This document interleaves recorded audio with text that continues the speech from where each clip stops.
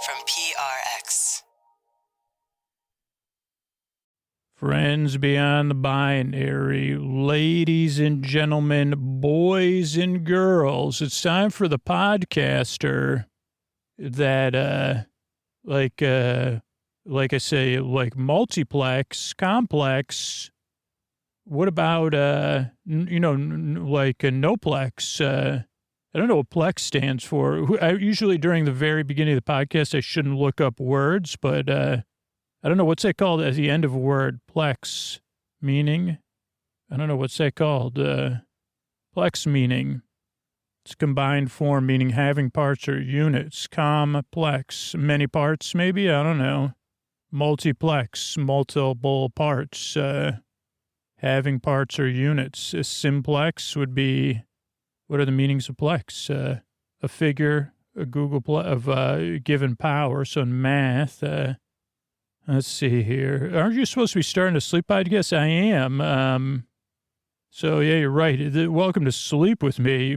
You say, holy moly, like you probably aren't saying that, but maybe you're saying, like, if you sleep with Beethoven, you might be saying roll over Beethoven, but not like that, right?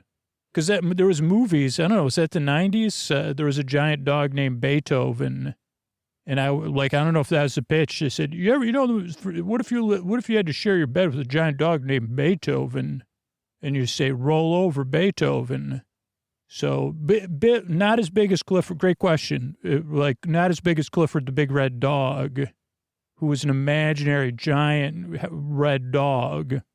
Also a star of many films and TV shows, I believe.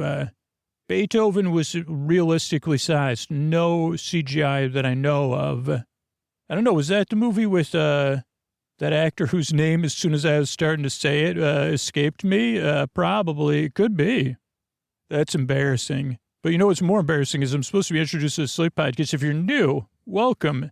This is the show that's always going off topic. It's called Sleep With Me. It's a podcast to keep you company while you fall asleep. Almost had it, Charles. We'll come back to it. I know. Nope. I know the words that rhyme with his last name. So I'll get there during the intro. But this is a podcast that's here to be a friend in the deep, dark nights so you could fall asleep, to keep you company while you drift off. It is very different. You've already seen that. So just give it a few tries, see how it goes. We've got support coming up. That's how you get to listen free if you want. There's a long, meandering intro separate from the support where I help ease you into bedtime, or as you can listen as you're getting ready for bed or getting comfortable. Then there'll be a bedtime story. Believe it or not, it won't be until 20, 30 minutes into the show. But that's how the podcast is designed. So just see how it goes at first. It is, like I said, it's a bit different. Most regular listeners, I would dare say super fans, snoozer fans, I don't know, nodders is what a lot of, but so they, most of them said, hey, I didn't realize, like, it took me 2 or 3 tries to realize to not loathe the show. So you're in good company. If you already loathe me, you're in good company. But you could also have a website set up, sleepwithmepodcast.com/no thank you, just in case, like, it has other sleep podcasts and sleepy stuff on there. So welcome to Sleep With Me. I'm so glad you're here. This is a podcast that puts you to sleep. And these sponsors are how we're able to do it for free twice a week. Hey, everybody, this is Scoots, and I actually need you to listen to this message. If you're a regular listener, Sleep With Me. If you're new, don't worry about it. But we've got some big decisions with the show on the horizon, so I really, really need your help. If you are a regular listener to Sleep With Me, and it has changed how you sleep, you rely on the show, you like the show, it does something for you, or you feel good about the podcast, you like it, or you count on it, I really got to ask you to take action. So if Sleep With Me means something to you, or you like it, if you can afford to support the show directly, or you're willing to consider giving up one takeout lunch a month to support Sleep With Me, try out a trial of Sleep With Me Plus and test out Sleep With Me Plus over the 7-day trial and just see what you think. But I think you'll find you'll be blown away, because there's so many different ways to listen to Sleep With Me and stuff like that. So if you think you could afford to support support the show, please do that at Sleep With Me Plus, sleepwithmepodcast.com/plus. And if it doesn't make it, if it doesn't make a difference to you, like it's like I can move on to something else if you stop making the show, or you decide to put out way less episodes, or you change what you're doing. I totally am fine with that. That's fine. But if Sleep With Me really does make a difference for you, I mean, I love making the show.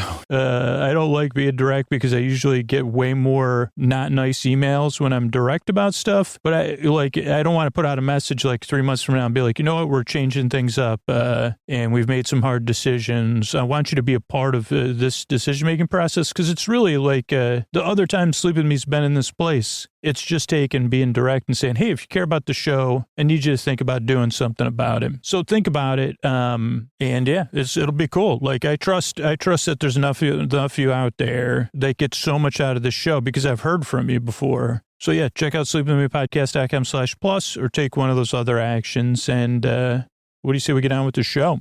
All right, everybody, it's time for the Sleepy Supporter Zone, the one part of the podcast where it does get loud, so we can keep the show going. So many people benefit from this ad-supported free version of the podcast, and the sponsors and the people that support the sponsors are what do that for everybody, and that's why I need your attention. Tonight, we're talking about Caitlin, and Caitlin got a Helix Midnight, took that Helix quiz, and supported Helix, so thank you, Caitlin. Thank you for letting me know about it, and it's invaluable, your support. So if you support a sponsor, take a few minutes, go over to our website, check them out. There's a lot of sponsors with free trials, and maybe there's something that you've been looking for. Try it out, and then let me know about it. Let the sponsor know about it so I can say thank you. Because like for Caitlin, there's hundreds and hundreds of thousands of people who are sleeping better this month because of Caitlin. So thank you, Caitlin, and I'd love to say your name on the show, right? Yeah,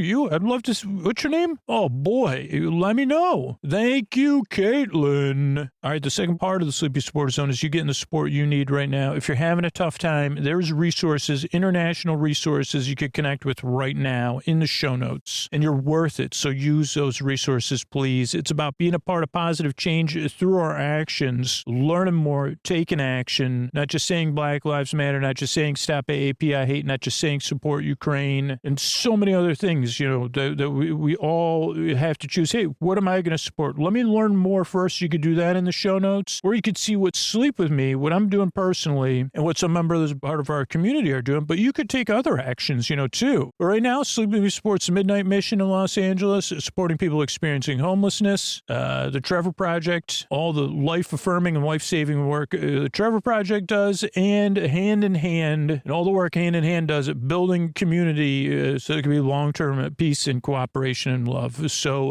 those are three organizations that we support, but there's plenty of other ones out there too. I'd love to hear from you, what you're supporting, what actions you're taking. All I want to do is empower you to be a part of positive change, in your world too. So thank you so much. Mystery Bard, there's a lot of people who help out on this show. Who are they? Chris Posty Poster Son sounds like an earful. Wrote the theme song. Edits episodes. Carl W. the Legend. Also edits episodes. Ashley, Kenny, Scotty, Jennifer. Runner.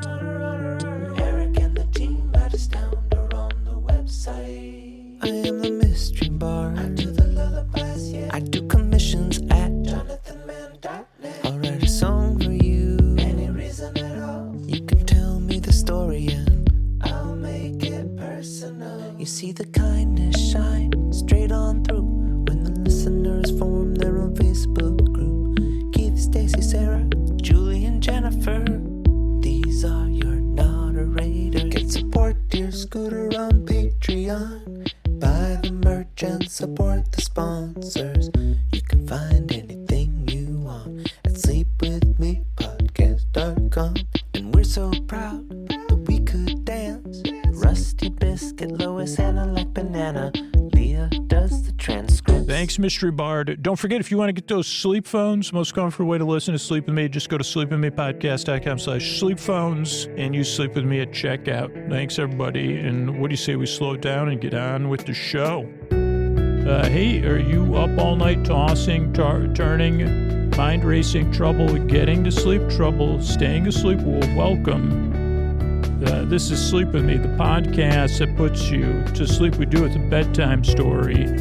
All you need to do is get in bed, turn out the lights, and press play. I'm going to do the rest. What I'm going to attempt to do is create a safe place where you can set aside whatever is keeping you awake. It could be thoughts, things on your mind that you're thinking about, like about the past, the present, the future, tomorrow, yesterday, today, all those things at once, multiplex thoughts. My thoughts have many parts coming together. They're also moving around. I call them brain bots. Brain botplex. That's like what I call my gray matter sometimes, full of brain bots, which are, for some reason, I came up with that term.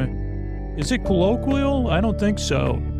It's a disarming term for the little parts of me that wake up at bedtime, and they seem to only have a single function. Each one of them, they are so cute, which I think they use it, but not at bedtime. Any others, like when I'm talking about them for a sleep podcast, so cute. But they activate right when my head hits that pillow. And I say, oh boy, am I comfortable now, going right to sleep. That's like, and even if I don't say that, so I don't activate them, I tried that. They go, they activate, and then they start moving around, and then they start doing stuff like, I got ones many of them covering the past. How many times do you think you spilled your milk? And then another one would be like, am I supposed to be part of it? You mean spilled your milk in public or in front of people or in front of people or on yourself? And then another one, past, present, future. That's why I kind of go through it. So it could be thoughts, it could be feelings, anything coming up for you emotionally. Got to, some of my brain bots emotes.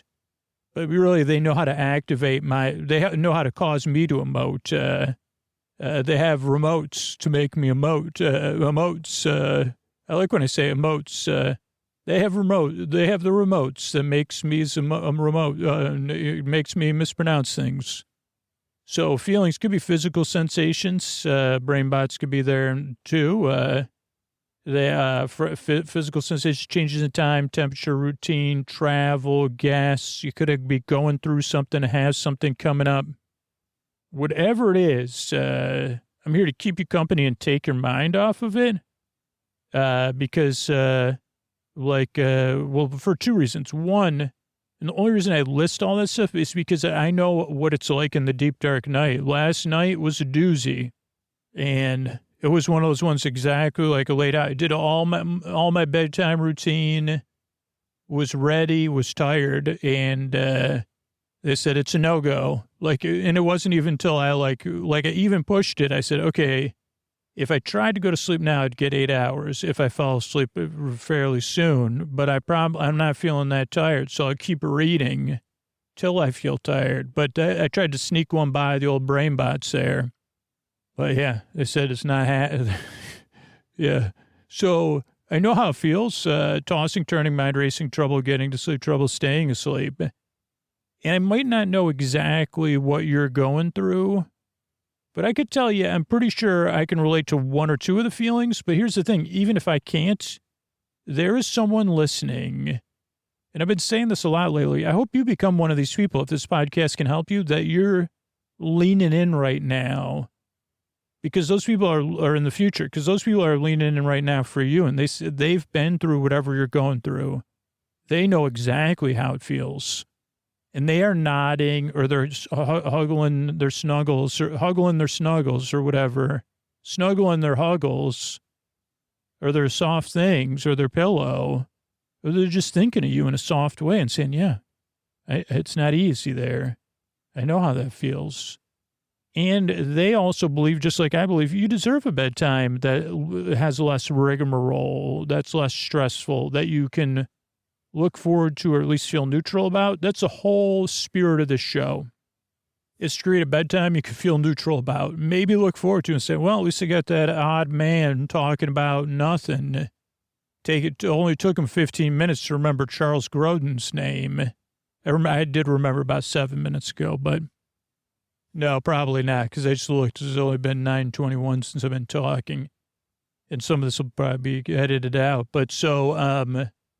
But yeah, so what was I saying? Oh, you deserve the rest you need so your life is more manageable and that you could be out there in the world flourishing. And we you deserve that. That's why I have sleepwithmepodcast.com/no thank you.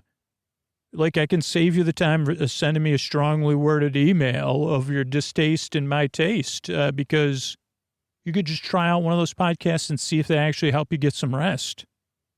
And that's cool. Like, you're rested. That's awesome, because I know how it feels not to be rested. What else do you need to know? What I'm going to do here is I'm going to send my voice across the deep dark, and I'm going to use lulling, soothing, creaky dulcet tones, pointless meanders, superfluous tangents, which means I'm going to go off topic. I'm going to get mixed up. I'm going to forget what I was talking about. Then I'll, double back and all that stuff. And then I'll look up, okay, was Charles Grodin, by the way, Charles Grodin, first that I'm aware of, first Robert De Niro movie I ever saw was Midnight Run. Okay. Oh boy, this has got to be, you got to be kidding me. I can't even believe I'm reading what I'm seeing, or I'm seeing what I'm reading. Charles Grodin, I hope you're lying down for this, was in, some of you probably knew this, 90s kids. Charles Grodin was in Beethoven in 1992. 1993, Beethoven second. 1994 was in Clifford. I don't know if Clifford's a big, 10-year-old boy. Oh, Clifford, a podcast I listen to does, is it Doughboys or Hollywood Handbook or Podcasts a Ride? Somebody's obsessed with Clifford. I'm pretty sure it's one of those three shows. Oh, because Martin Short is in it. Oh, boy. Yeah, this is one of those movies that you supposedly you got to see. But what are the chances? I don't see here's the weirdest thing. Clifford's not on any of the on the album cover or whatever you want to call it. It's just Martin Short and Charles Grodin. Mary Steenburgen's also in it. I don't know. Is it maybe this isn't Clifford the lovely red dog? We got it. I know we're making a sleep podcast, but 10-year-old boy named Clifford. Oh no, so this has nothing to do with Clifford the big red dog. So all that stuff I said earlier probably still applies. Okay, let's look up Clifford. Then I'll unsuccessfully, Clifford. Let's see if we put in the, okay, so we got Clifford the big red dog. It came on 2021. There was a 2000 TV series. There was a 1998 animated series, 2019 TV series. And probably there's one in the works here. What is this? It's in development, the sequel. Okay, so back to the sleep podcast. Am I right? Sorry, a little Charles Grodin tangent. Okay, so, I'm going to send my voice to go off topic. That's what I was explaining by doing. But so this is a podcast that's not really meant to be listened to with full attention. It's kind of a podcast that runs like background noise. For example, if you've ever listened to a sporting event on the radio, or you've had the TV on in another room and you're just kind of listening to it, that's what this podcast, it doesn't exactly replicate that, because it's kind of more of a friend talking to you. And you say, just tell me about your day. Tell me about your, life with, how few things you actually know about Charles Grodin. And so, well, to take me, I could fit it in a thimble. How many things I actually know? Is this a parable? I could fit it all in a thimble. Probably, because it's, probably just digital anyway. So I could fill more than a thimble, because I could go on tangents about tangents. But so it's a podcast that you could listen to, but you don't need to. And that is one of the things that takes some getting used to. Also, believe it or not, this is a sleep podcast. Been doing this over 10 years, and this is not a podcast that puts you to sleep. I keep you company while you fall asleep. I take your mind off of stuff. I bring your attention over here. Imagine the attention an actual Clifford the big red dog would get. That's probably a plot point in the movie. It would be on the news. I'm not trying to be silly, but it is silly to say, it'd be like, what's the last, especially if it was localized, let's say it was in Milwaukee. Clifford was territorial in Milwaukee, biggest dog in the world. obviously gigantic. They'd be like, you know, Clifford went number 2 today, you know, at the town square. And who got there? Don't worry, crew's there cleaning it up. Also, by the way, in our next story, we'll be talking about the 2% restaurant tax for Clifford maintenance. You know, because, or maybe it would be better as a hotel tax. You're right. Thanks, Bob. I just got that in. It's going to be a lodging tax, the Clifford Lodging Tax Act of 1991. Why I picked that year? Right around the time Beethoven came out. Holy moly. This kind of stuff usually happens in the middle of the episode. That makes sense, though, because Clifford, they'd say, yeah, Clifford's a draw. You know, people coming from around the world to just share space with Clifford the Big Red Dog. And I don't know how you would do that, you know, because Clifford obviously it's not a zoo. I mean, they'd say, yeah, we're changing Milwaukee, Clifford, home of Clifford the Big Red Dog, also known as Cliffordville. The Cliffords, there'd be a musical act, sporting teams, improv, you know, come on down to see the Cliffords perform. Well, which ones? The basketball, the football, the soccer. Oh, no, the improv group, the Cliffords, or Clifford's Red. I don't know. So anyway, but I just thought about that. If Clifford went number 2, it wouldn't make the news. I guess it couldn't make the news all the time, obviously. It'd be news to me. I wouldn't be interested in it. I mean, I guess when I first moved there, I would. Well, you just moved to Milwaukee, home of Clifford the Big Red Dog. What are you going to do? Come on, man. Of course I want to see, I don't want to watch. I just want to see one after it's done. Just to see, you know, I mean, at a distance for sure, son. So, okay, so now, but lodging tax would be the fair. I mean, I think not fair, but that would make the most sense. Because otherwise people that lived there, they'd probably be frustrated. Okay, so we solved that imaginary issue. I'm really here to put you to sleep, though. So this is a podcast, and there's no pressure to fall asleep. I'm going to be here over an hour.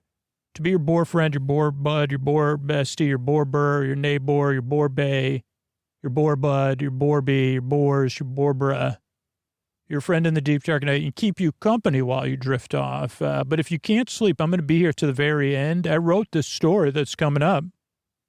So I'm still writing it. I'm going to record it in 2 days. So that's exciting, and not as exciting as that earlier news. But I guess, yeah, only if you're new to town or you're visiting. Say, could you put some more fiber in Clifford's diet? I'm only here for a day and a half. Really, me and the family, we had a high. Maybe this was already in the movie. Okay, so podcast. Give us some more good news between your tangents about Clifford and Charles Grodin and other nonsense. Okay, yeah, so this is a podcast that doesn't put you to sleep. It just keeps you company and takes your mind off of stuff. You can barely listen to it. I mean, I can't tell you how many times I've been called barely listenable, but it's true. That's what I'm here to do. It's great because, the best part is I know how it feels. So it's great because I could use something like this to take my mind off stuff. So, come on, if this podcast might be right for you, there is something you're speculating. You're like, well, I do share some of his thoughts about this Clifford Big Red Dog. Would they say Clifford the Big Red TBRD?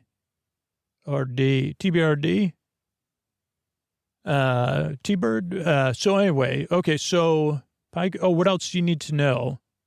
Structure of the show. It takes some getting used to. I kind of explained that, but I guess this one's obvious. Usually the intros, they usually are like this. I just go off the rails. Or, the podcast doesn't really have rails. It just has meanders. Okay, the other thing that really throws people off, other than it takes some getting used to, it's a podcast you don't listen to. It's a sleep podcast that doesn't put you to sleep, is the structure of the show. But the structure of the show is very intentional because we have been doing this a long time. And it's also adjustable. So the show starts off with a greeting, friends beyond the binary, ladies and gentlemen, boys and girls. Then I go on a tangent. I think it was about roll over Beethoven originally. Poor Beethoven didn't even get to be part of a large tangent in this podcast. Don't worry, Beethoven, the other imaginary real dog. One day, I may go on a tangent about you. I may have already. I don't know. Now I'm just thinking about, sorry, Beethoven. I mean, I was like, so, but that's what the beginning of the show is, so you can feel seen and welcomed in. You say, I might check that podcast out. Then there's sponsor support. So the show could be free. Most listeners just like listening to the show linearly and for free. There are people that pay for the podcast through Sleep With Me Plus or through Apple Podcasts, or get access to those for free through our referral program. But for most people, that just works best for them. Then after the support, and totally separate from the support, is this intro that we're like 12 minutes, 18 minutes into, where I try to explain what the podcast is unsuccessfully, and I go off topic. But it's also designed to be listened to as you're getting ready for bed or as you're in bed getting comfortable. Most people don't fall asleep during the intro. If you do, that's great. Maybe you want to support the show, like to have the best experience. But for most people, the intro is part of their wind down, ease them into bed, buffer time. And that's been what's always worked for me about 60% of the time. And what science says actually works is having a wind down routine. It doesn't work 100% of the time, but thanks, science. You're pretty good. Science, you're doing pretty good. Also, I'm guessing we have Clifford the Big Red Dog, you to thank for not science as a whole, but certain branches of science. I don't know. Is that like, or what's Clifford just, I don't know, Clifford's backstory, to be honest.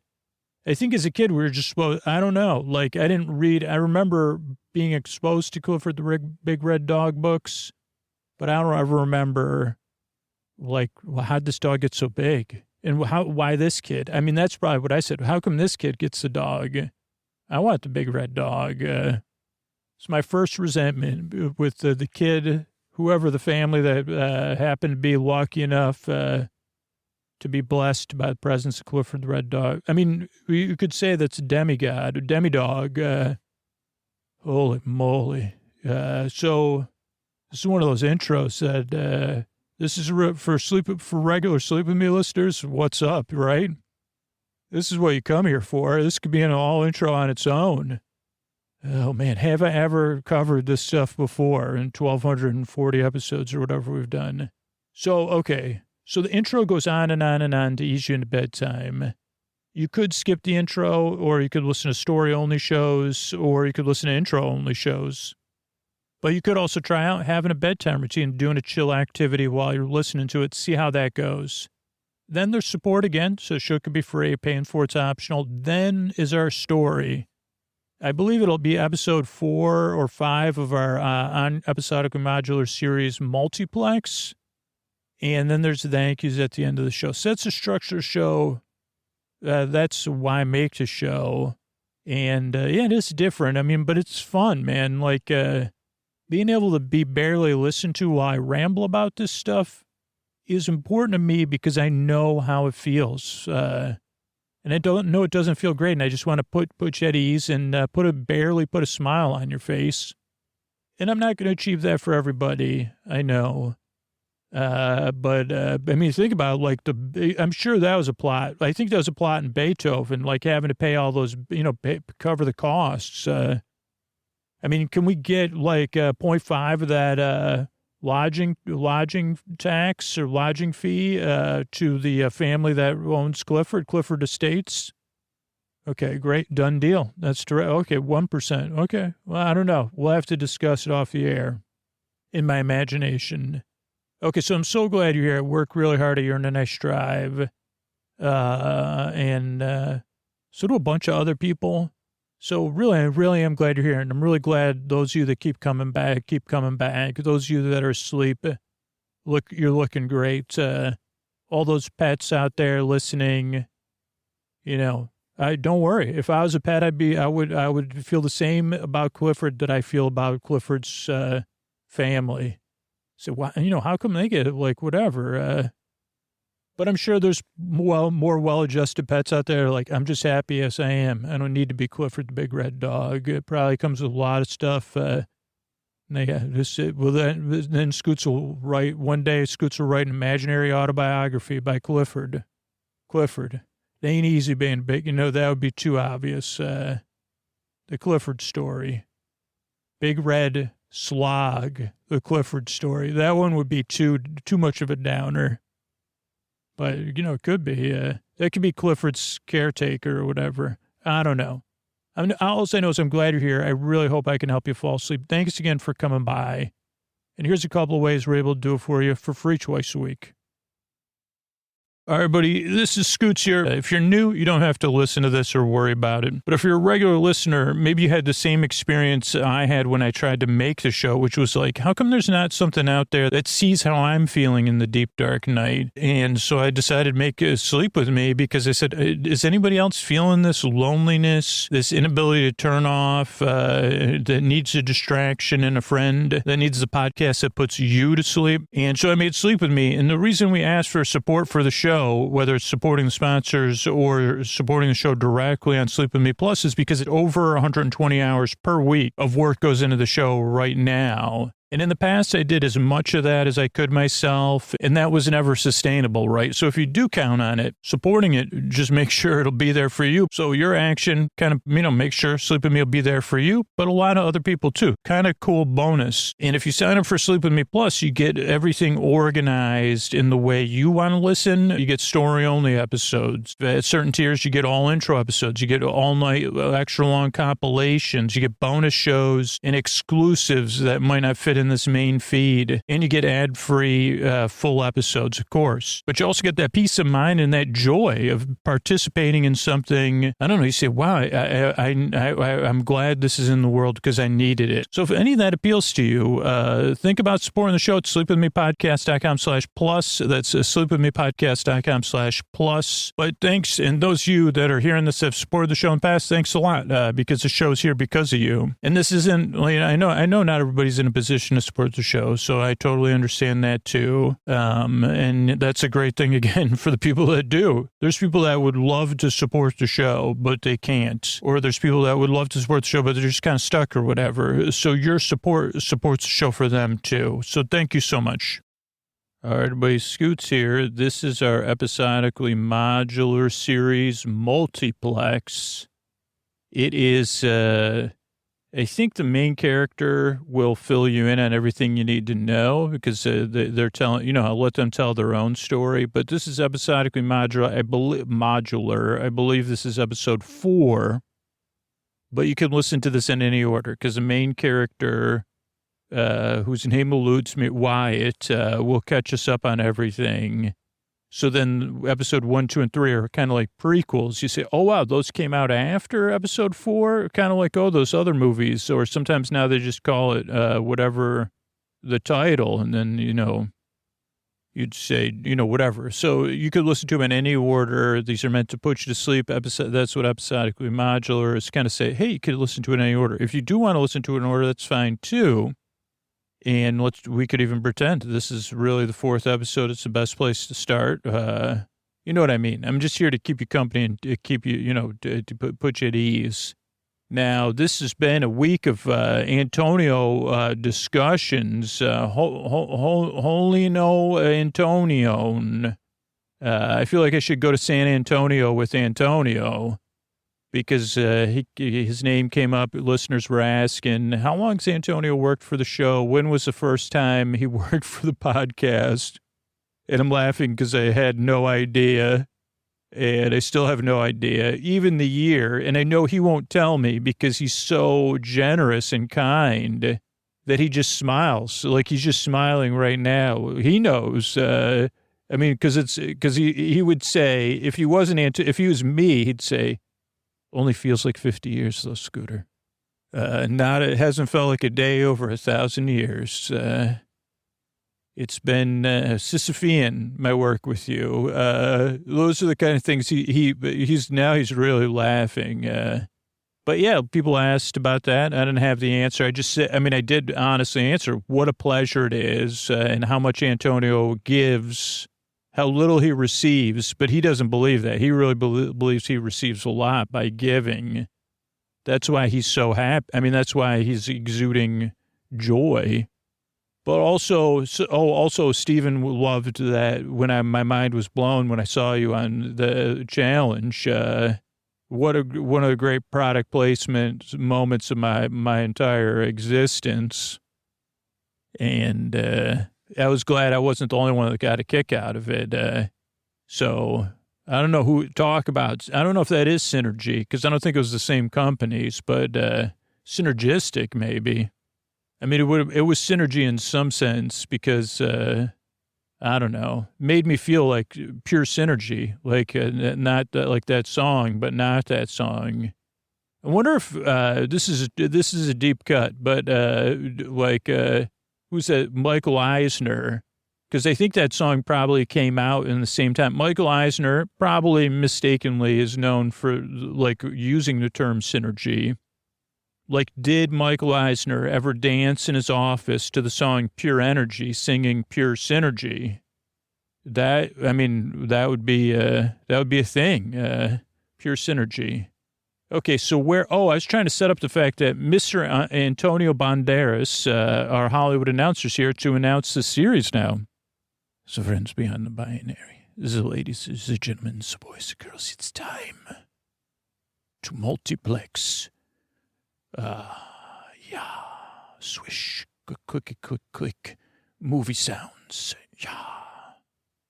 Thanks, Antonio. That was good. I mean, first time I'll say it was good for a first try. I mean, even though this is the fourth, it was good. You're trying. I'm happy you're comfortable to try out new things in the beginning, even when, I mean, usually you've just set the bar so high that was a swing and a miss. I'll be honest. But I'm going to leave it in because, like I'm not fake praising you. I'm praising you for continuing to try. That was just, I mean, I understand what you were going for, but how could you achieve it, right? So you were striving beyond, I think, any capacity, like to make a movie projection sound in a sleepy way while you were improving, not achievable. So it's not like you just didn't meet your impossibly high my impossibly high standards for your free work on this podcast for free in your spare time, which only takes about 24 hours of your spare time. What a hobby you have. Some people say that, I know we got to close this up, but, but you do get, I realize now that me making you laugh might be part of it, huh? He shrugged. Oh boy. Okay. You got me back there. Wow. My ego was just kept in check by Mr. Antonio Banderas because I said, maybe me making you laugh, is what makes it worth it for you to drive all the way from Los Angeles to my driveway, wait for me to allow you to come in, deal with all my specific instructions, maybe go back out to your car for a while if I need to think or something. Antonio, I got to do some pacing. So prefer if you're not around, like, can you just sit in your car? I got to do some pacing. Oh, sure.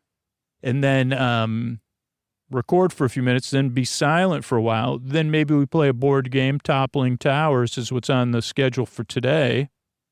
Then drive all the way back home. And then I know it does take, then you need like some rest. So, wow. For the love of sleep, eh?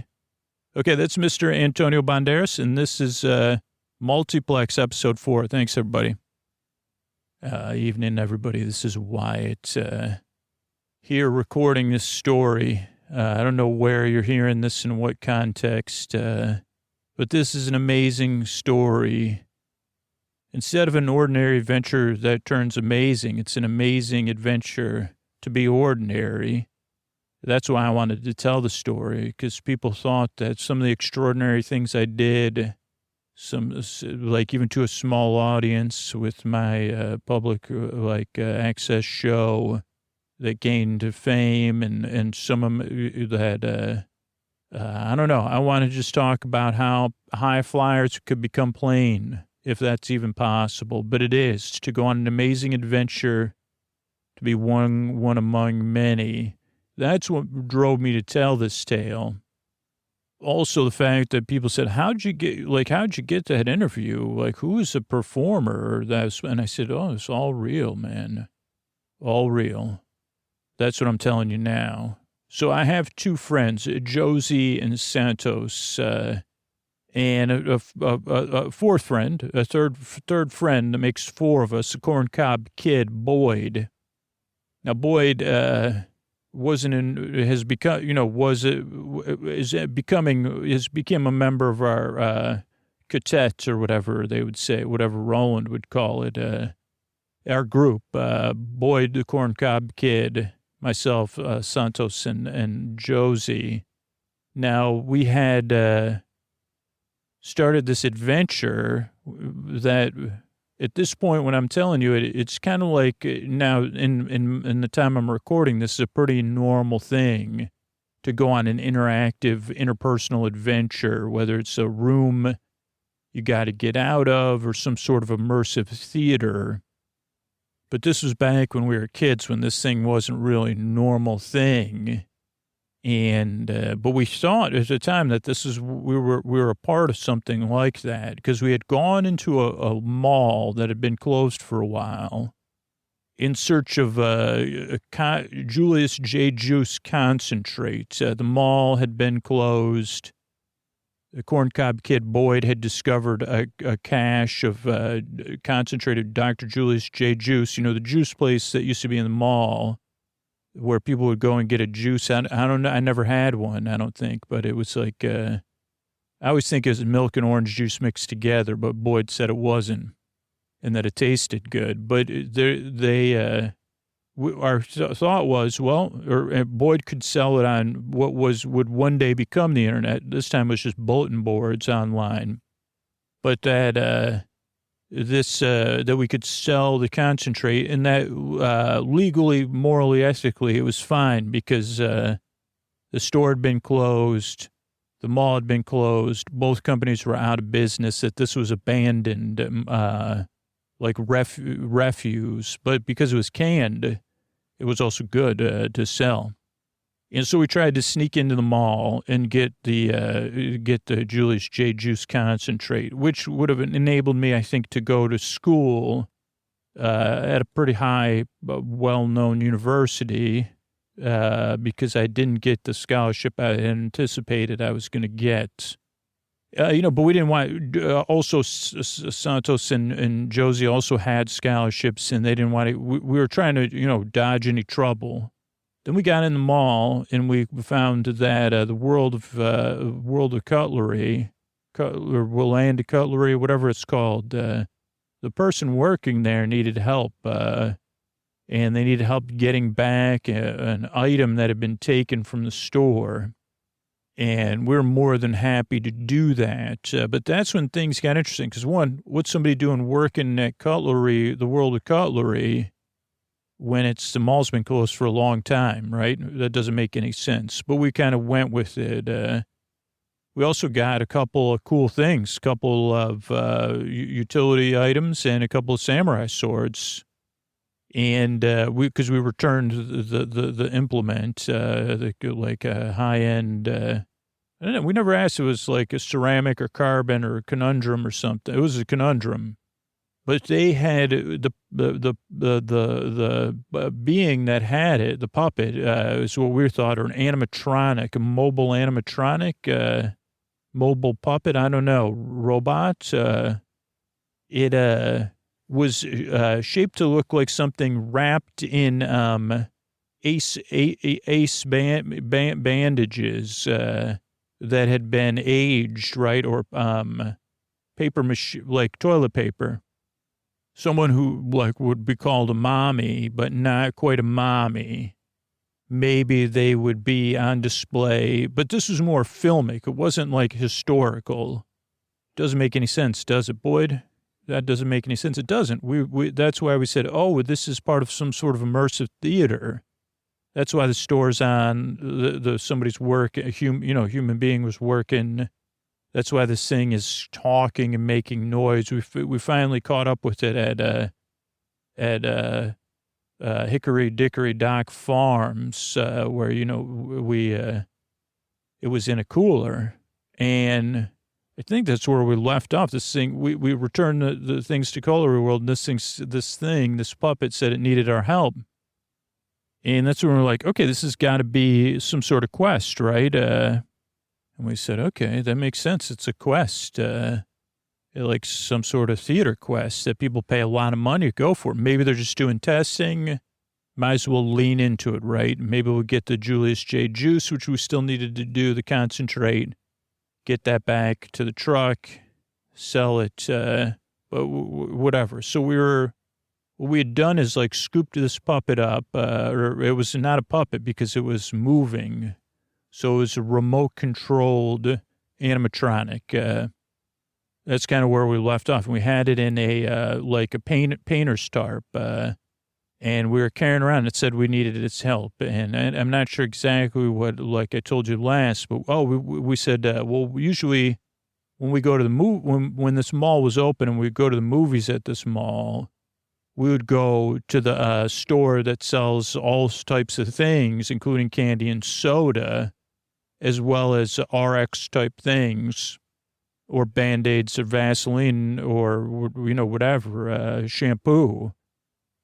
So we went there first. And the first thing the Corncob Kid did, once we got into ended up the gate to that store was open. It was Phase, it was called, not with a PH though. And it was Phase, and that's where, so we went in there. The gate was open. I mean, it was unlocked. We raised it up. The first thing Boyd noted, though, was that this store was already in a stage of being, wasn't pristine, but it wasn't destroyed, right? They had decided to close the store.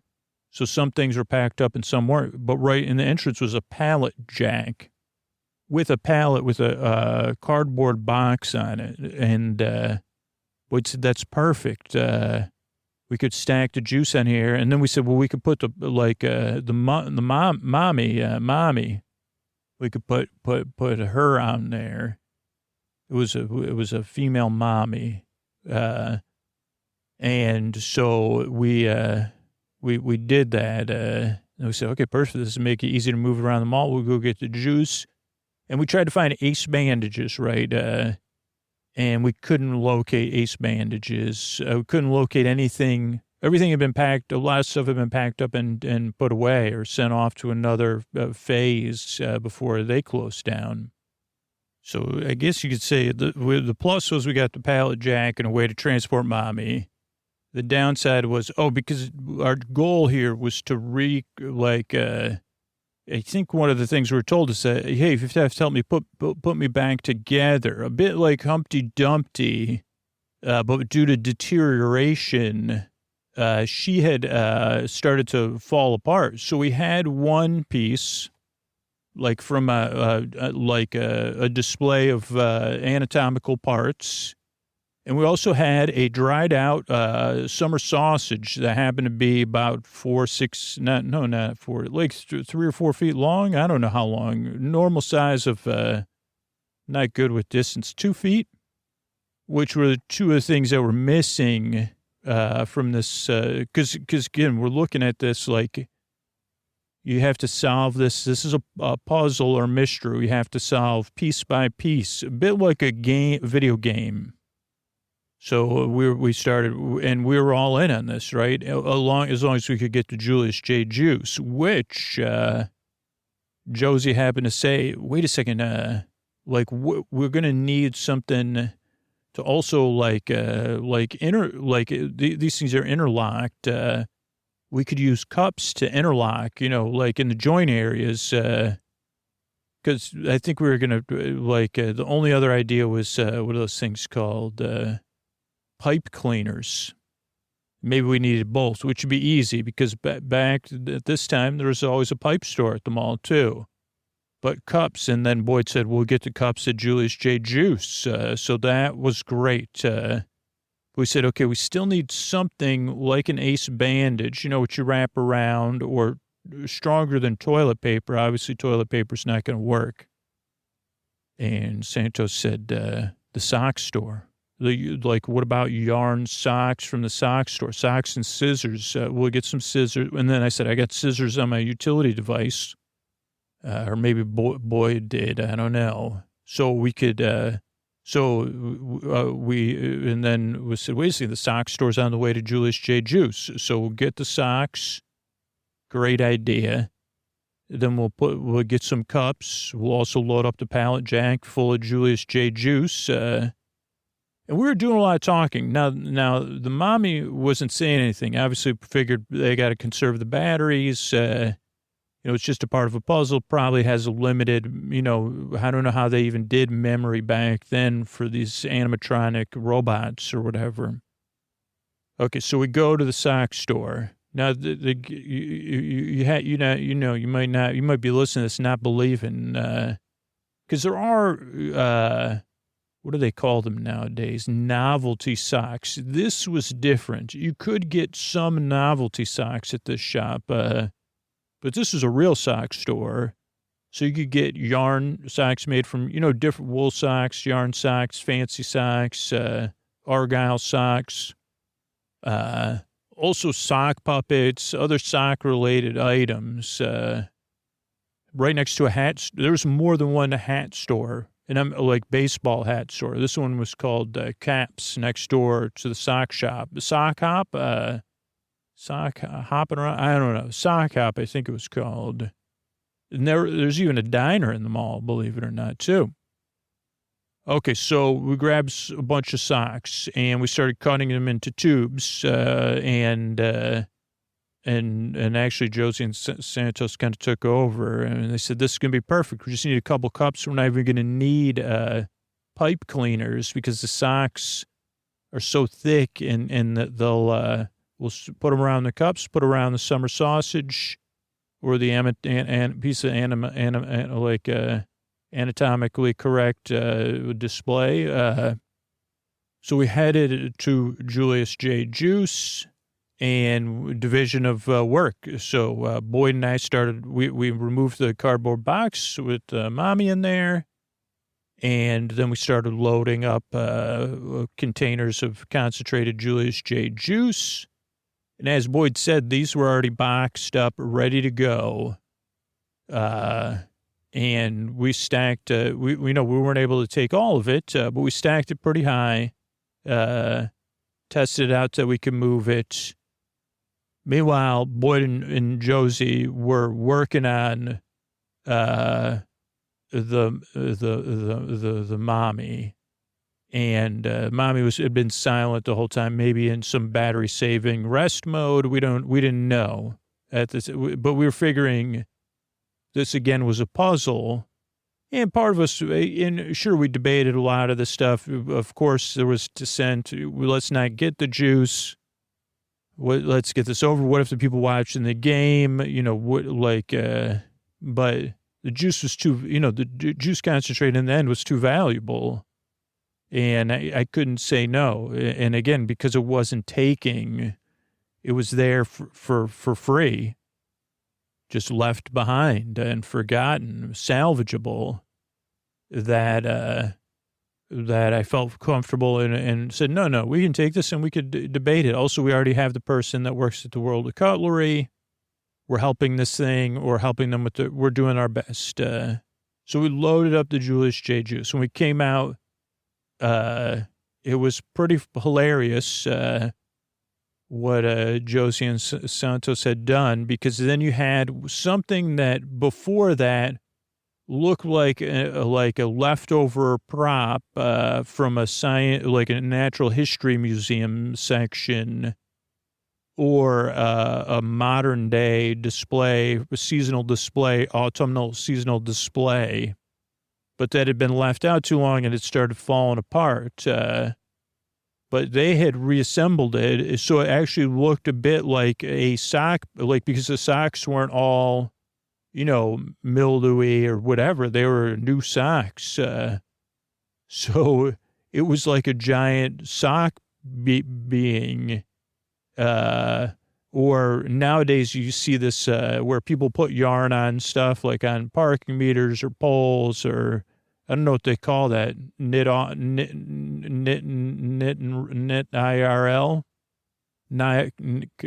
IRL, like knitting in real life, or crochet. I don't know which one it is, but it was funny. So you had something that looked like now like a person basically wearing multiple different socks of many different colors, and like like a large sock puppet, multicolored person size, with a couple of anatomical pieces hanging out in places. So we said, and we were like, were you really careful? Because it probably has motor. And they said, we didn't even see any motors or anything. Maybe I don't know. So we start moving, right? But then we don't know where we're going. And so we pause in the mall, and we, like a little bit of time went by. And we're listening, right? And we did hear something far away, but we couldn't quite pin down what it was. So we decided to head in that direction, in the direction of the sound. So we start heading but we'd have to stop moving, right? And it was a consistent murmuring sound. And again, like something we would associate with if this was some sort of puzzle, maybe that's the next thing in the puzzle. But after we stopped a couple times, we were pretty sure we're headed in the right direction. Suddenly, there became a flurry of activity from our sock mommy. And the sock mommy reactivated and said, started talking, my cat, where's my cat? And we stopped and we looked at one another. We even went back. We said, hold on, we'll check. We checked Hickory Dickory Dock Farms. No cat there. There was no cat in the restroom where we've been following the sock mommy.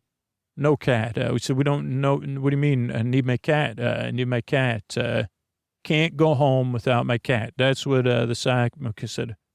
It's a puzzle, right? What if this is like, we're a really good team. We all had different skills. In fact, if this was what we thought it was, that we were the perfect people to test it out, because it didn't take long to be like, well, if we were supposed to go to the sock place, there's sock puppets, so there's a sock cat in there. So we grabbed the sock cat. We tucked the sock cat in the arms of the animatronic sock mommy. We said, there's your cat. Don't worry, there's your cat. And we were right. So it was, oh, good. And I said, well, by the way, now that you're up, where's home?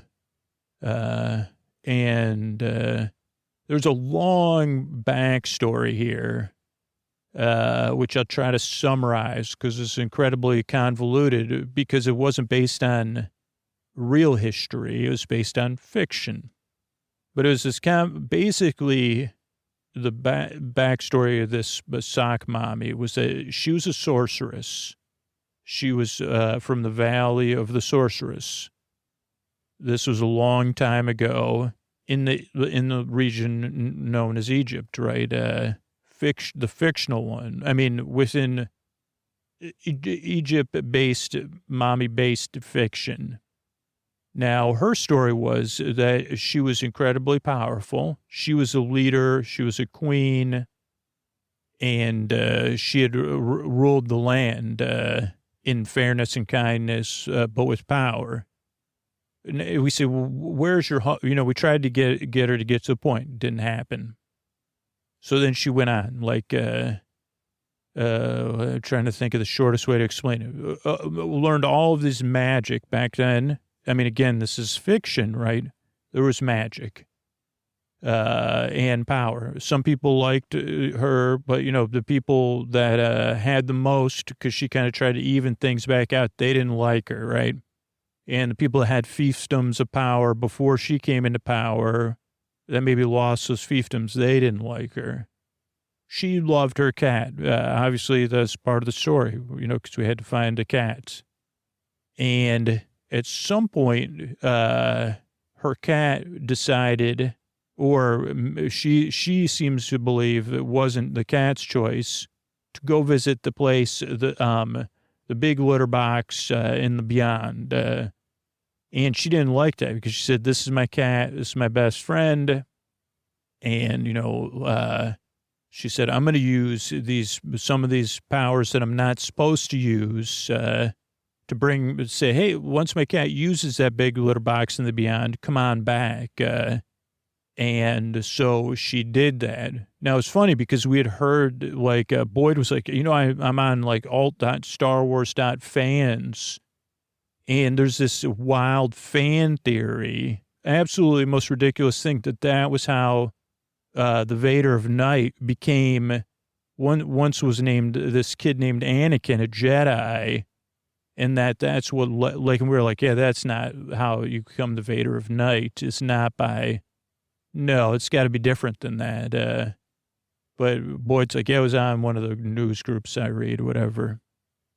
But it's basically the story of okay, but there's books about it too that are a little bit different. But so it's a little bit like the books. But so what happened was similar to the book. Once she brought her cat from the big litter box in the sky, all the cats came back. But the cats were...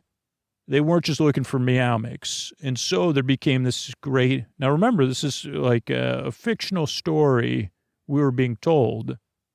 But there became, the great debate about cats not eating, in her world. It became a big thing where it was the people, her people, had to... renegotiate things with these cats and say, hey, let's get you back to the litter box and the beyond because you seem to want to stay here, but you're doing a lot of hissing. And that resolved, but it took a lot of work and resources, and it gave the people that disagreed with her a chance to build up enough momentum to do what they wanted to do. Now, they really didn't like her because she was seriously beloved. And the short and long of it is basically they said, why don't you go with your cat to the big place where you can hang out forever and ever. And we're also going to make sure, because you got into this magic and all that stuff, we can't ever have that happen again. So we're going to make sure no one ever in the historical record, in this fictional record of historical record, you'll never be, we're going to make sure you and your magic don't ever get recorded. Which in the present, she was really unhappy about that because it was important to her, because she said, I've done all this stuff. And she knew this was going to happen, but she couldn't prevent it from happening. And so she said, don't worry, if you do that to me, just like my cat, if you put me in a big litter box in the sky, I'm not a cat. And one day in long, long, long future, I'll plan for it, and I'll come back and I'll teach you the moral of the story, and it won't be the moral of the story you expected. So that was her story. And we said again, okay, so where's home though? Because we got to get you home. And she said, I've come from your palace of learning. Well, I never heard a store like that. Palace of like one of the bookstores. What does it look like with books? And, because again, we were trying to get clues from this clue-giving device, which is what we saw her as, like a robot or whatever. And they said, no. Okay. What do you mean palace of learning? Oh, maybe it's not for learning. Maybe it's for debate. Your fine rulers go there and, he said, like a ruler shop? No, rulers, like when they go and discuss your policies for the good of all your people. Like the post office closed, though. It can't be the post office anyway. What does it look like? Oh, well, maybe it's for your entertainers. Like they come in, So like, what is it? Well, I was crawling around, but it looks like you have these luxurious seating. Did you see anything else? And again, this is a fictional mommy, so this is why I said, oh, it's like in the Mixoplex. There was a lot of lights, noise. Mixoplex. So that was it. We're like, first we overthought it. We said, is that some sort of like, are those letters moved around? Mixoplex, learning, government, theater. Oh, it's a multiplex. And that's where the noise was coming from. The murmuring is coming from that direction. Okay, so we set forth towards a multiplex, right? And we're like, okay, maybe this is like, do you think this is where that we win the contest? You think there's going to be rewards or food or snacks? We'll be able, now that we've figured out the puzzle, we'll be able to talk our way out of it, right? So we hear from the multiplex, right? We hear this noise coming from the inside, like a movie's playing, and the doors are open. Now, at this point, we're a little hesitant. Plus, we were all tired from taking turns pulling this pallet jack. So we pulled the pallet jack in next to the box office, and then just started carrying the cardboard box with her in it very gently. Because the last thing we want to do is be like, you messed up our prop for this whole thing. But man, we were like really excited. We were like, maybe we could be a part of this. Like, I wonder if this volunteers. And we thought that we'd go into movie theater and there'd be applause and stuff because we found the end. But we went in to the movie theater. We heard the noise coming out of. We saw the light. Can't remember, theater 6 maybe. I don't know. No other people. No other, we were listening. Going to theater 6, there's a black and white movie playing. And we get to it, and it seems to be the movie she was talking, there was enough that it's pretty clear that this was a movie. And we got there, it's fairly close to the end.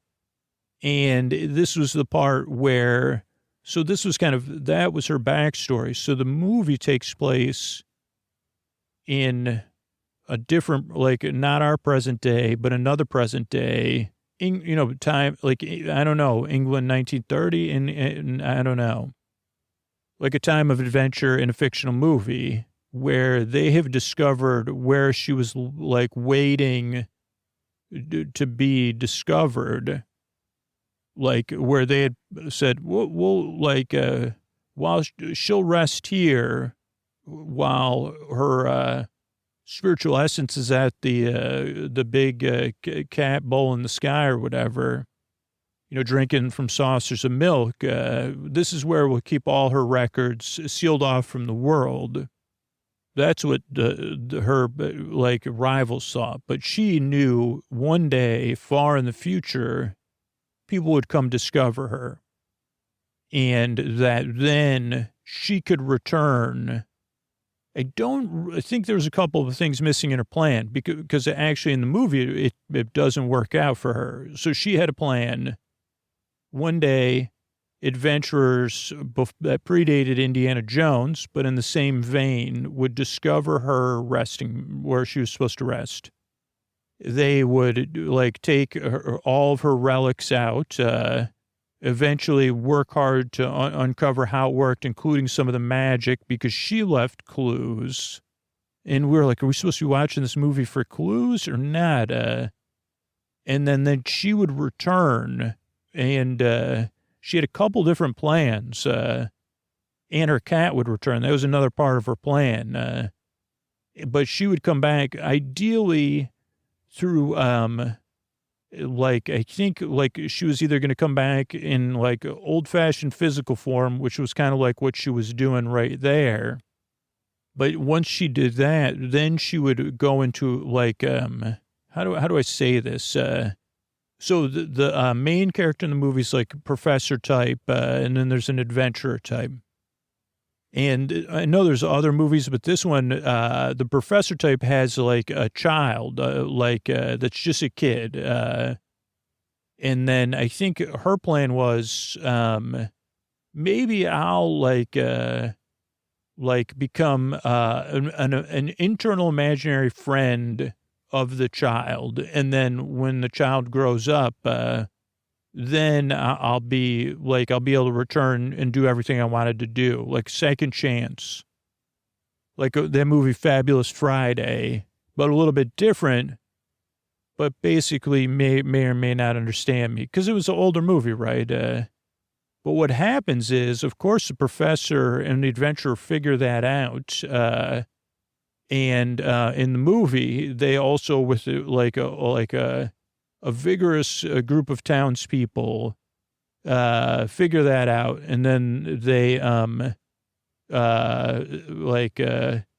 say, hey, let's have a campfire and not discuss this at all with you. And then you don't have then you could, let's just have you, maybe your rivals are right. And you should just, maybe you're better off drinking milk, at the cat farm in the sky. And that's how the movie ends. It does leave one end, where there's that there could have been more movies, which I think there were.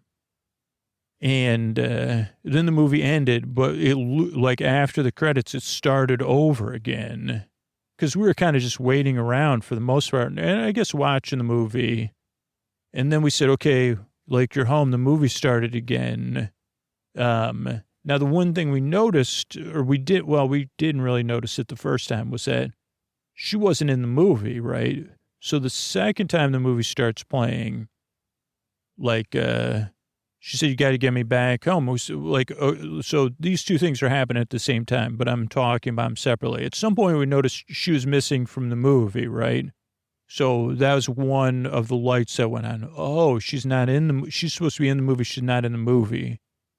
I mean, but that also created confusion. It's how'd they do that? Then two, we were also talking to her. What do you mean? How'd you get here? And then she said, well, I just remember I was in my world, then there was a bright light, then I was in your world. So we said, oh, okay, we're going to get you back in the movie. And at first we were like, okay, what do we just do? We're tapping the movie screen, nothing. And then we said, well, why don't we just carry the box over and kind of tip the box against the movie and then see what happened. And we did that, and there was this flash, right? Then she was in the movie, but the flash kind of happened where we lost sense of time or something. I don't know, maybe. Or the movie skipped ahead. And then she was in the movie, and it ended the same as the first time we watched the movie, but she was there. So then we're like, oh, she was in those scenes, but we didn't see her the first time. But then at the time where they said, we think you should return to the big cat farm in the sky, there was a flash, and then she's back. The box falls over. She's still there. She says, I want to go home. I thought you were going to help me get home. And, time was a little weird here because it feels like we were confused. But we were looking at this intensely, the intensity we took to sports, to performance, to school, to education, or Boyd to being the corncob kid. We thought this was a puzzle we needed to solve. So we also lost sense of time because we were immersed in figuring this out. And what happened was that we were watching the movie without her in it. Also, man, when is it? How long is it? How is this thing even powered? What do they want us to do? Whoever's working on this thing, and we're just watching the movie, and then we were like, okay, let's try to find the perfect time to get her in the movie. Now, another thing we were never aware of up until this point was that. So we started trying again at different points in the movie, putting her in the movie. The same thing would happen. The movie would play out and end the same way. Okay, so we probably did that a few times, a few different moments in the movie, and it didn't work. But there was one thing that happened, because again, we were just, again, trying to figure this puzzle out. Maybe the movie was sped up. I don't remember. But at one point on the third or fourth try, we realized that the cat also, the whatever you call it, sock puppet cat also fell in the movie. And what happened was at the end of the movie, this was the only time the movie changed, was that the little girl, like right before everyone decided, hey, we're going to have you visit, return and all that, have a bonfire and yada, yada, yada. The little girl who was a part of all that, she gets distracted right before the scene because she sees the sock puppet cat. She takes the sock puppet cat in her arms and she's petting the sock puppet cat and being nice to it. And then she says, she even says to everybody when they're all up in arms, can't we just be nice? Like, she's cute like my cat. But the people don't listen. So we said, wait a second. There's got to be something to this. And then we said, okay, well, what if we were walking back and forth, right? This is how we would solve these kind of problems, even if it was a math problem, looking at it from every angle. And then we said, okay, well, remember her story. We said there must have been a reason she told us this long, drawn-out story before we took her into the movie theater. So we said, okay, like, yeah, get more information from was she our primary source, whatever. Hey, like, okay, like, are you sure you really want, like, when you go back home, what if you don't decide that you're gonna, like, what if you just go home and rest? Well, no, because I need to teach them the moral of the story. That's my purpose, is to teach them the moral of the story. And then we had to break it down again. Okay, well, what's the moral of the story? I'm timeless. You tried to mess with my timelessness. And now I get to teach you the moral of the story, that I was smarter than all of you.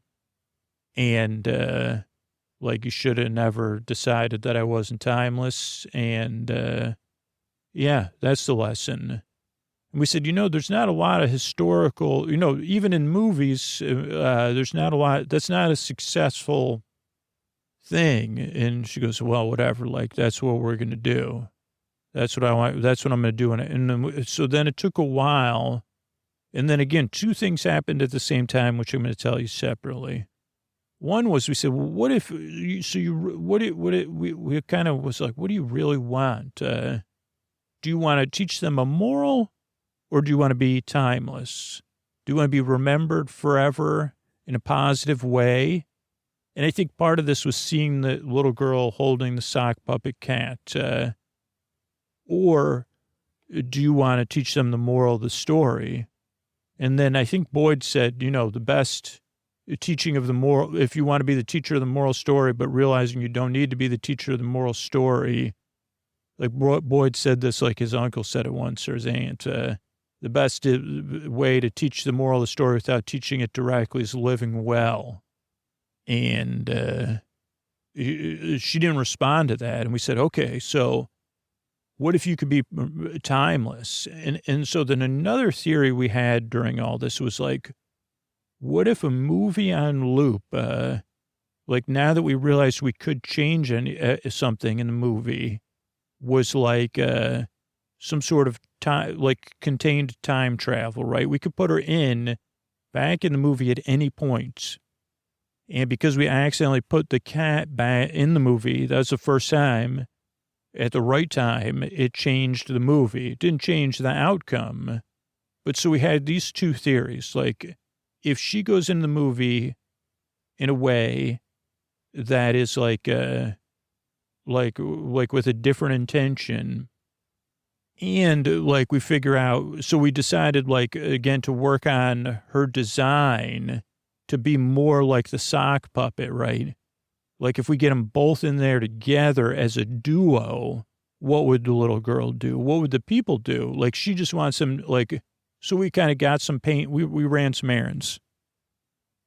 And she was like, well, what's the plan? And we said, okay, we're going to put you back in the movie. You're going to be timeless. Like, you'll be remembered positively forever. because when you try to teach the moral of the story, it fails. We're trying to help you. Because she was, again, focused on just teaching the moral of the story, and that would create her timelessness. I mean, this is heady stuff. Maybe we were overthinking it. I don't know. But so we made her as much look like the sock puppet cat as we could. And then we said, okay, so we're going to put you back in towards the beginning of the movie in your, like, place. Like, we're going to try to get you in where there's a scene where the thing opens and the camera pans to the professor sleeping. And then eventually the professor hears the creak and turns and sees you. So we're going to do that. Like, we're going to put you in then, because right now it's empty anyway. And we had tried to put you in there before, but then you had a different intention. She said, so what's my intention now? And we're like, just to be timeless. You be your essence now. You and your cat together have a timelessness. And if you don't try to, like, we don't know. This is just a theory. Basically, we're just trying to come up with this on the fly. And she said, okay, but she said, I don't think I could do it without something of value, you know, like, and we said, what do you mean? And she said, something of true value. Like, she goes, because, you know, this part of this process is like bringing things, you know, it's always about bringing things from one world into another world. And she said, I had jars of things that then in the movie they discover, you know, are parts of the ways to unlock, you know, turn on my lamps and stuff. So she goes, I need to bring stuff of real value with me into and then return. And then I think it'll work out. And we go, well, wait, okay. Like, I mean, first we just saw we were entertained. Okay, yeah, something of real value. Like, we thought, like, you know, a smile on the inside or whatever.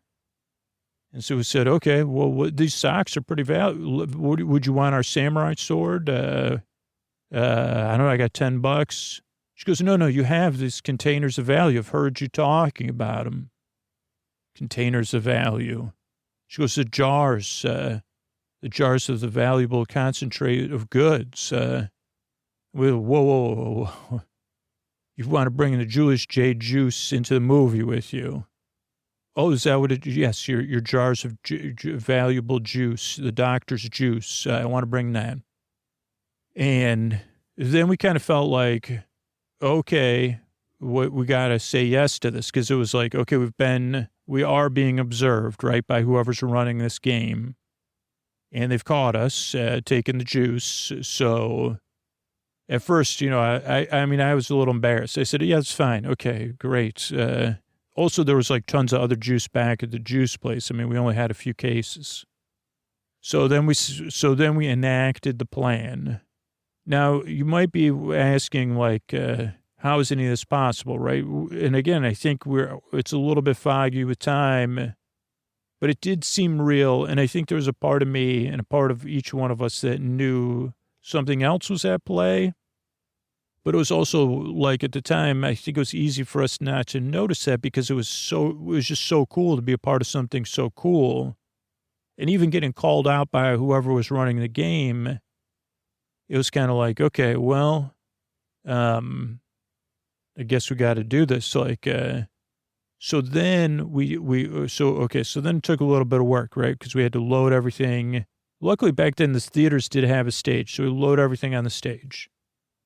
So we wait for the movie to get to the moment. And then we like, basically put everything on the pallet jack, and like, we kind of were like, okay, on 3, we'll just push it all into the movie. And that's where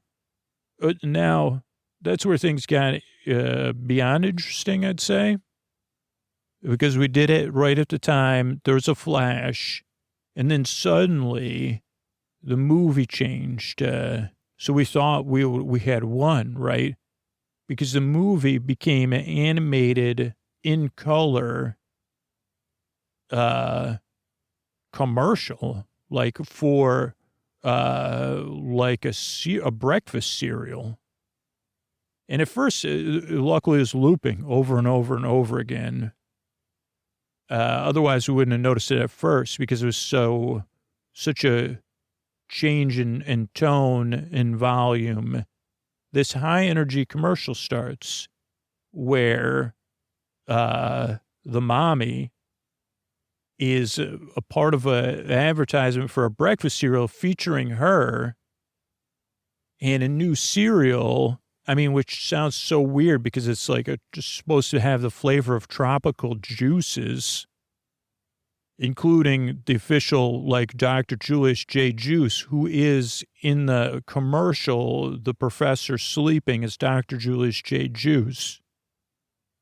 And also weird, like, I can't remember, Mommy Malo was her name in the thing, but it was like a commercial for a breakfast cereal. Mommy Malos, was that what it was called? With Dr. Julius J. Juice. So, like, it was an advertisement for that cereal, new cereal, part of the line of famous cereals. But Mommy Malos, with Dr. Julius J. Juice on the inside, which I still don't, so, like, the idea, like I said even before, that Boyd could sell this concentrate and it was like creamy orange juice. But, because it was maybe a momsicle? I don't know, like a orange dreamsicle type flavor, I think is like what they were going for with this cereal, but with tropical flavors. So then the commercials, so she's gone, the cat's gone, the puppet's gone, the cat's gone, the juice is gone. Now, again, there was a big flash. So we said, okay, that's how they're doing the stage, like the magic. So at this point, we just sat down watching the commercial over and over and over. But we were also tired because, a lot of time had passed. And we were kind of waiting to be rewarded, right? Like that someone was going to come and tell us we had figured out the puzzle and we had won. But we all just sat there. And these were back when these were these like plush velvet movie theater seats. And we were in the front row. We had plenty of leg space. We were just sitting there, the four of us. And eventually we just drifted off to sleep with this commercial playing over and over again. Oh, Mommy Mallow, I've finally made my greatest discovery. It's me, Dr. Julius J. Juice. Blah, blah, blah, blah, blah. You've seen the commercials before. So I don't know if we all separately dreamed of Mommy Mallow and sock puppets in the mall. But we got a good while of sleep there, sinking into those chairs so comfortable. Maybe I'll come back and tell you more later. Good night. I just want to thank everybody who signed up for the referral program recently, which is 100% free to sign up at sleepwithmepodcast.com/refer. Probably heard me talk about it before, but just in case, because I always get questions about stuff like this. And you get a link from the company that runs our referral program, and you share that link on social media or an email or whatever. And when people use that link to listen to and then sign up to listen to the free podcast, the free ad-supported show, you get, you earn referrals, right? And we give free access to Sleep With Me Plus ad-free episodes and story-only episodes to be able to get, if you get 3 referrals, you get 3 months, 6 referrals, 6 months, and on and on and on from there. There's also other cool stuff in there, but also you're already probably sharing about the show, and I really appreciate it. So, yeah, so I wanted to thank Kathleen, Rochelle, who else we got here? Carol, Rose, Cassie, Heather, Tiffany, Tindra. Who else we got in here? Jay. Who else we have here? Lorraine, Julie, Lydia. Keep going through here slowly. I think, Aiden. Thanks, Aiden. And yeah, I think that's it. Thanks, Donna. Some of these are a couple months ago, but just in case you missed anybody. But yeah, thanks for everybody for signing up, for supporting the show, for spreading the word about the show. I couldn't do it without you, or support the show directly on Sleep With Me Plus. You were a patron in the past, or you support the sponsors. So let me know so I can say thank you. And here's maybe Scoots with a Tuck You In sponsor. Thanks and good night, everybody. All right, everybody, Scoots here. I'm doing our month in review on Sleep With Me Plus, which is similar, if you're still listening on Patreon, if you could think about moving over, but it's going to be similar to what you would have seen there this month. And as far as the ad-free episodes, a lot of them are coming out in the ad-supported feed that you all listen to as well. I got to find the right podcast app. So I was also buying time because, so on Sleep With Me Plus, one of the main differences, everything is separated out into its own feeds. So there's 4 different podcasts. I'm going to start with the bonus episode podcast. So it just has bonus shows. And on March 2nd, a Mayor Tour, Welcome to Scooterville, a Posty Special Edition Super Deluxe episode came out.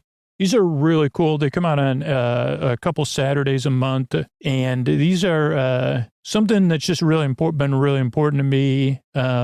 Ideally, down the road, we'll have budget to do more, or somebody else even do a version 2. But it's basically Chris Posty Posterson from Sounds Like an Earful. It takes an episode of Sleep With Me and reimagines it in a sense. That's pretty much it. That's all the instructions for Chris. Hey, take an episode, reimagine it. But this year, Chris has been doing this for years. So in the bonus feed, it's years and years and years of this. As a matter of fact, in the bonus feed I'm looking at, there's 377 episodes. I think that's in the Boar Besties feed. But so right now in 2024, is that what year it is? Chris is doing this Scooterville series. So definitely worth checking out if you're love Sleep With Me. You're looking for something a little bit different with some sound design. You want to listen to it during the day, or a lot of people, when they start to support the show and they discover these, this is what they sleep to because everybody's a little bit different. What else we got in this feed? Audio news, Scooterville, Contact, TNG Contact Part 2 came out since I think we last recorded this. And then a Fearless Flyer episode is about to come out. I think maybe this week, the February Fearless Flyer episode. Okay, then Boar Besties and Boar Friends also get a feed with all intro and all night shows. So Thursday night, an all intro episode came out. Weird, the all night episode. I might have archived it. But Big Farm in the Sky PI. I guess there's an all-night episode that's going to come out or should be in this feed that doesn't seem to be there. So this is good. I'm checking this. This is live quality control. Maybe it's in another feed. I put it in the wrong feed. But yeah, not sure which one it is either. So I'll have to look into that. So that's interesting. Okay, then you get a feed with ad-free full episodes. And so they don't have any. They don't have the supporter zone. They don't have the sponsor stuff. They don't have the mystery bard music or the thank yous at the end. But they are something that because you can listen to that in the ad supported version, right? But so let's see. Episode 1245 came out Sunday. That was Great British Bake Off episode 8. Multiplex episode 3 came out. Hickory Dickory Farms. Ren Fair with Ray came out March 3rd, 1243. 1242 Bake Off episode 7 came out. February 25th, Multiplex episode 2 came out. Julius J. Juice. What else we got? 1240 Apple Cider Redo. That was Trader Joe's Shop and Cook episode. Big retraction in that one. I retracted my opinion on apple cider donuts from Trader Joe's. So, yeah, and then the audio news. And then in story only, we had, the same thing. Everything comes out on Sleep With Me Plus. This is so cool. There's something we only have been able to do since we moved to a new platform. Is we're able to put out the story only episodes and the the full episodes on the same day because they're in separate podcasts. We couldn't do that on the old platform because everything would just been too clogged up and it would just been too confusing for a large number of people. So now, yeah, story only. There's like a lot of story only fans, and yeah, they got the same thing.